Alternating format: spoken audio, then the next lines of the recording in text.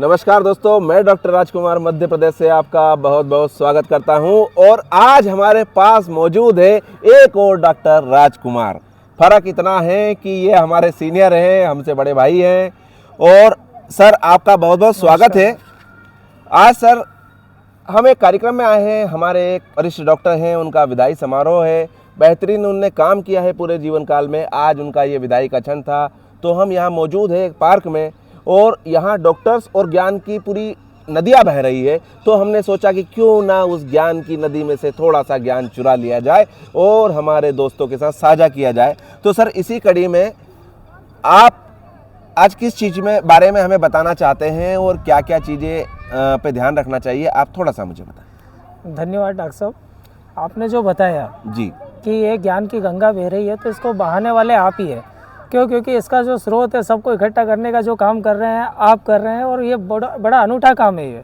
Sir मैं धन्य हो गया। अब हम बात करेंगे सीधे किसानों की बात कि किसान किन किन चीज़ों का ध्यान रखे कि जो उसका जो गर्भधारण है वो एक अच्छा गर्भधारण हो। और अब हम किसानों की बात करें, क्या चीजें हो सकती है, किसान को क्या ध्यान रखना चाहिए कि उसका जो पशु है जब वो गर्मी पे आएगा तो क्या लक्षण दिखाएगा, कब उसको किसी को फोन लगा के ये कहना चाहिए कि आइए बीज डालिए, या कब उसको उस सांड के पास ले जाना है, कब उसको प्राकृतिक गर्भधान करने का समय होता है। इस बारे में थोड़ी सी आप चर्चा करेंगे तो सर और बेहतर होगा। बहुत बहुत अच्छा प्रश्न है डॉक्टर साहब। इसके अंदर क्या है कि जब पशु, ये गाँव की भाषा में बोला जाता है, तो गर्मी पे आना या पाली पे आना जी, तो पशुओं में जो गर्मी के संकेत होते हैं जी, जनरली ये जो फेस होता है 21 दिन का होता है पशुओं के अंदर। तो जो गर्मी आने के 4-5 दिन पहले पशु ऑटोमेटिक पवासने लग जाता है, जिसको गांव की भाषा में डोके उतारना बोलते हैं जी। तो पवासने लग जाता है, डोके उतारने लग जाता है। तीसरी जो उसके अंदर और विशेष चीज़ आती है वो ये आती है कि उसका जो दूध का उत्पादन क्षमता है उसमें 10-15% ग्राफ में गिरावट आ जाती है। गर्मी पे आने के 2-4 दिन पहले से ही थोड़ा सा उसके अंदर उतार आता है, दूध क्या है गिरने लगता है। उसके अंदर क्या है, एक बेचैनी सी भी रहती है पशु में और वो रामने लगता है। बहुत बार अगर पशु राम नहीं रहा है जी, तो आप ये संकेत दे सकते हैं कि उसका जो वल्वा होता है जी, जो उसकी सरान होती योनि है, जो होती है, जो योनि होती है, जो सरान होती है, उसमें आपको हल्का सूजन मिलेगा जी। उसके अंदर जब आप उसको वल्वा को देखेंगे तो उसके अंदर आपको एक मतलब तेलीय पदार्थ, चिपचिपा पदार्थ मिलेगा, जो एक संकेत है कि वो पाली पे हो सकता है। और तीसरी बात ये है, पशु जो है बार बार पेशाब करेगा जी। आप उसके नज़दीक जाएंगे और आपको लगेगा कि मैं इसके पास जा रहा हूँ और ये पेशाब कर रहा है, तो वो डर रहा है, वो डरता नहीं है। ये एक सामान्य प्रक्रिया है कि जो पशु गर्मी पे होता है तो उसके अंदर बार बार बेचैनी भी होती है और बार बार उसको पेशाब आती है। क्या अगर मैं सही कहूँ तो क्या वो ऐसी प्रक्रिया होती है कि पेशाब छोड़ के वो फिरोमोन नाम के जो हार्मोन्स होते हैं जिस टाइप के, वो प्रकृति में छोड़ रहा है ताकि कहीं दूर कोई सांड या पाड़ा हो तो उससे मिलन को आतुर हो जाए और आके उसका निषेचन हो। क्या इस प्रक्रिया का ये बाथरूम बार बार करना हिस्सा हो सकता है? ये बिल्कुल स्वाभाविक सी बात है कि सर एक प्रश्न और है कि जैसे पशु रम्बाता है, चिल्लाता है और ये दिखाता है कि वो गर्मी पे है, लेकिन आजकल हम फील्ड में देख रहे हैं कि जो पशु है वो चिल्ला नहीं रहे हैं। हाँ। तो इस परिस्थिति में गर्मी को, उचित गर्मी को किस तरह से पकड़ा जाए और कब उसमें प्राकृतिक गर्भाधान करवाया जाए और कब उसको बीज डलवाने वाले की बुलवाया जाए और कब उस तरह से बीज डलवाया जाए? देखिए ये वाकई में बहुत ज़्यादा बड़ी समस्या होती जा रही है और ये सबसे बड़ा कारण भी है कि पशु इसकी वजह से ठहर नहीं रहे जी। क्योंकि जो कृत्रिम गर्भाधान है उसमें समय का बहुत महत्व है जी। आपको मालूम होना चाहिए कि आपका पशु आज सुबह हिट पे आया है तो आप उसको शाम को बीज डलाएंगे, पर अब वो राम भी नहीं रहा तो किसान को कैसे पता चले? अब किसान भी दुविधा में होता है कि भैया इसको समय कितना हो गया, मैं कैसे बताऊं, क्योंकि वो उस दृष्टिकोण से देखता है कि रामेगा तो पाली पे आया, बहुत बार नहीं भी राम रहा है तो पाली पे है। तो ऐसे में क्या है कि आपको जो पहला संकेत दिख रहा है कि ये आपको लग रहा है कि मेरा पशु रामता नहीं है, तो आप उसको 3 बार कम से कम एआई करवाएं। 3 बार नहीं तो कम से कम 2 बार तो करवाइए सही। जिस दिन आपको दिखा उसके अंदर हिट उस दिन डलवाइए आप बीज, उस दिन अगले दिन शाम को डलवाइए, मतलब 12 घंटे बाद। सर एक चीज और हो रही है फील्ड में कि एक ही बार आया कोई व्यक्ति और उसने 2 सीमन, 3 सीमन, 5 सीमन डाल दिए। ये तो बिल्कुल गलत है। ये निरर्थक भ्रामक चीजें हैं। एक किसान को लूटने के लिए साइकोलॉजिकल किस तरह से प्लॉट तैयार किया जाए, ये उसका तरीका होता है। जो 1 सीमन की स्ट्रा होती है उसमें लगभग 2 करोड़ शुक्राणु होते हैं और एक गाय या भैंस को निषेचित होने के लिए कितने शुक्राणुओं की जरूरत होगी? केवल एक।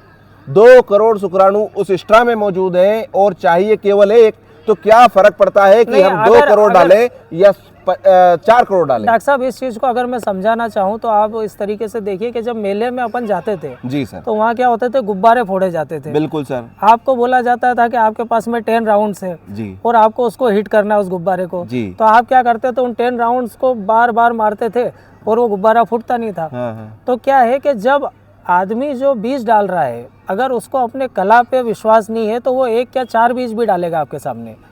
तो कहने का गुण तत्व ये है इसके अंदर कि अगर आपने उसको जब एआई कर रहे हो और आपको मालूम है कि किस पोजीशन पे डालना है जी। तो आप 1 ही बीज डालेंगे। पर जब आपको पता नहीं है तो आप 10 बीज डालेंगे। क्यों? क्योंकि एक आगे डाला, एक पीछे डाला, एक उधर डाला, एक उधर डाला। तो ये सार तत्व यही है। ये देखिए, फील्ड में अगर कोई व्यक्ति 2 बीज डाल रहा है, 3 डाल रहा है, 4 डाल रहा है, कुछ लोगों को तो हमने 5-5 बीज डालते हुए भी सुना है। जब पशुपालक के पास जाते हैं वो कहते हैं साहब हमने तो एक ही बार में 5 बीज डलवा दिए लेकिन हमारा पशु नहीं ठहरा। तो ये जो बीज डालने वाला व्यक्ति है, एक तो वो कहीं ना कहीं उसको शायद ज्ञान ही नहीं है कि इससे कोई फर्क नहीं पड़ता है। दूसरा एक कारण हो सकता है कि वो आर्थिक ज़्यादा पैसे लेने के चक्कर में ऐसा करता हो। तो आप यकीन मानिए जो 1 से ज़्यादा बीज डालते हैं एक बार में, वो कहीं से कहीं सतह अच्छी बात नहीं होती है। हाँ, ऐसा हो सकता है सर कि जैसे अभी कोई बीज डाला है और 12 घंटे बाद वापस आके एक बीज डाला है। हाँ, ये किया जा सकता है। वो किस केस में होता है? डिलेड ओव्यूलेशन करके एक चीज होती है जिसमें जो अंडाणु है वो सही जगह पर आने में थोड़ा सा लेट हो जाता है। तो उस परिस्थिति में जो बीज है उसको 12 घंटे के अंतराल पे डाले जाते हैं और वो एक प्रक्रिया का हिस्सा होती है पशु को ठहराने के लिए। लेकिन एक बार में 3 स्ट्रा, 4 स्ट्रा, 2 स्ट्रा डालने का कोई मतलब नहीं होता है, पैसों की बर्बादी है। तो इससे बचे।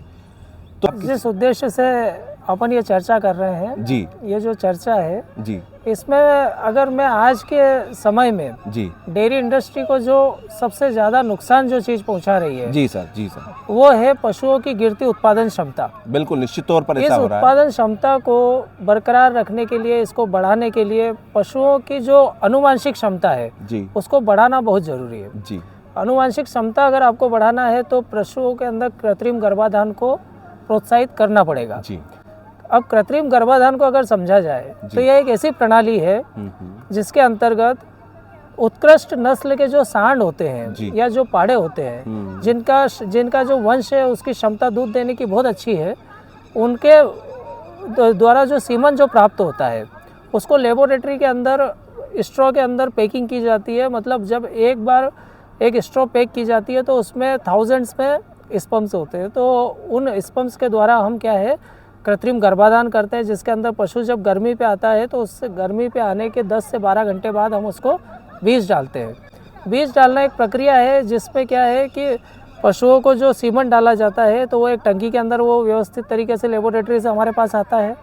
फिर उसको थॉइंग की जाती है, एक नॉर्मल टेम्परेचर में लाया जाता है और उस शुक्राणु को जो है पशु के गर्भाशय के अंदर डाला जाता है। निश्चित तौर पर जो प्राकृतिक गर्भाधान होता है उसमें जो एक नर पशु है वो अपना वीर्य का सेचन करता है एक मादा पशु में और उससे बच्चे की उत्पत्ति होती है। लेकिन आज जो सर बात कर रहे हैं वो उस चीज़ को जो साइंटिफिक नाम है उसको बोलते हैं ग्रेडिंग अप। ग्रेडिंग अप एक ऐसी चीज़ है जिसमें एक जो निम्न गुणवत्ता वाले पशु हैं, जो कम दूध देने वाले पशु हैं, उनकी दूध उत्पादन क्षमताओं को बड़ी आसानी से बढ़ाया जा सकता है ताकि जो नई पीढ़ियां हैं वो ज़्यादा दूध देने वाली पैदा हो और इस तरह से जो हमारे कम दूध देने वाले जानवर हैं उनकी जो नई नस्लें हैं वो अच्छा दूध उत्पादन होगी। तो इससे हमारे पशुओं का दूध उत्पादन बढ़ेगा, किसान की आय में वृद्धि होगी और हमारे देश की इकोनॉमी से सुधर सकती है। इस दिशा में हमारी चर्चाएं चल रही है। प्राकृतिक गर्भाधान और कृत्रिम गर्भाधान, सर इसमें कई बार ऐसा मतभेद आता है कि भाई कृत्रिम गर्भाधान तो कोई ना कोई एक कृत्रिम चीज़ है। तो हम आपको बता दें कि कृत्रिम गर्भाधान का कतई मतलब नहीं है कि उसमें क्या हो रहा है। उसमें क्या होता है, एक ऐसी वंशावली का सांड हमारे पास मौजूद है और जिसका दूध उत्पादन बहुत अच्छा है। अब जब ये मैं प्रश्न पूछता हूँ तो लोग बोलते हैं साहब सांड ने कौन सा दूध दे दिया। तो सांड का पता नहीं चलता, पता चलता है उसके खानदान से। तो उसकी माँ ने कितना दूध दिया था, उसके पिता की माँ ने कितना दूध दिया था, जब उन दोनों की वंशावली से मिश्रित जो सांड होता है वो एक उच्च नस्ल का सांड होता है। सर, मैं सही दिशा में जा रहा हूँ? बिल्कुल, आपका जो वक्तव्य है वो 100% सही है जी सर। पर इसलिए अगर गाय में आप देखो तो गिर नस्ल के, साहिवाल नस्ल के, एचएफ नस्ल के, जर्सी नस्ल के और ऐसे कई श्रेष्ठ नस्ल के हमारे पास में बीज उपलब्ध है जी। और इन बीजों को जब गायों में डाला जाता है या उनका निषेचन किया जाता है तो जो प्राकृतिक तरीके से जो बछड़े बछड़ी आपको मिलते हैं उससे कई अधिक गुणवत्ता वाले बछड़ा बछड़ी इससे मिलते हैं। भैंस में अगर आप देखें तो आप जाफरी पे जा सकते हैं, जाफराबादी जो नस्ल है बहुत अच्छी है, गुजराती बेल्ट से है। आप इसके अंदर मुर्रा से जा सकते हैं तो मुर्रा के भी बहुत अच्छे अच्छे सीमन हमारे पास में अवेलेबल होते हैं। पर अब इसका फेल्योर होता है। फेल्योर मतलब मैं ये समझाना चाहूँगा डॉक्टर साहब कि जो अगर प्राकृतिक रूप से अगर आप निषेचन करवाएं तो उसके चांसेस जो है 70-80% होते हैं जी। इसके भी चांस जो है 70-80% ही होते हैं जी। पर कुछ जो प्रक्रिया के दौरान जो गलतियाँ होती है उसकी वजह से इसके ठहरने के चांस घटते हैं जी। उस प्रक्रिया की गलती में अगर समझा जाए तो ये जो बीज होता है इसको एक कंटेनर के अंदर लाया जाता है जिसके अंदर लिक्विड नाइट्रोजन भरी होती है। अगर वो कंटेनर अपनी क्षमता से आधा अगर भरा है तो उसके अंदर जो बीज है उसके अंदर जो पोटेंशियल है ठहरने का, पशु को ठहरवाने का, वो घट जाता है। तो उस टंकी के अंदर जो है गैस जो है वो लिक्विड नाइट्रोजन होती है, उसका प्रॉपर एक लेवल बरकरार होना चाहिए। फिर उसके बाद में आती है दूसरी बात, हैंडलिंग। अभी क्या है, हमने पशुओं को गर्भाधान करवाने के लिए मैत्री और गौ सेवकों की मदद ली है, डॉक्टर भी करते हैं, हमारे AVFO साथी भी करते हैं। पर इस पे क्या है, जब हैंडलिंग के दौरान क्या होता है, आप जब कंटेनर लेके आते हो तो कंटेनर के अंदर बहुत उसको कंटेनर को पूरा बाहर निकाल, कंटेनर में से उसको एक्स्ट्रा को पूरा बाहर निकाल के उसको आसानी से इधर से उधर करते। जब वो एक्सपोजर में आता है, बाहर के वातावरण के संपर्क में वो बीज आता है तो उसके अंदर कहीं ना कहीं मृत्यु हो जाती है उसके शुक्राणुओं की। तो हमें कोशिश ये करना है कि उसका जो लेवल है नाइट्रोजन का उसके अंदर ही उसको थोड़ा सा बाहर लाना है और उसको एक्स्ट्रा को तुरंत विदिन सेकंड आपको बाहर निकाल के वापस उसको अंदर। तो इसी कड़ी में सर से हम मिलते रहेंगे और आपके साथ अच्छे अच्छे वीडियो बनाते रहेंगे। और एक और मेरा निवेदन है, हमारे सर हैं, इनका एक चैनल है और उस पे बड़ी गंभीर और गूढ़ बातें हैं और चैनल का नाम है डॉक्टर राजकुमार गामी। और अगर इस तरह की और डीप में चीज़ें चाहते हैं आप तो निश्चित तौर पर उस चैनल का विजिट कीजिए। बहुत बहुत धन्यवाद। आपका बहुत बहुत धन्यवाद साहब।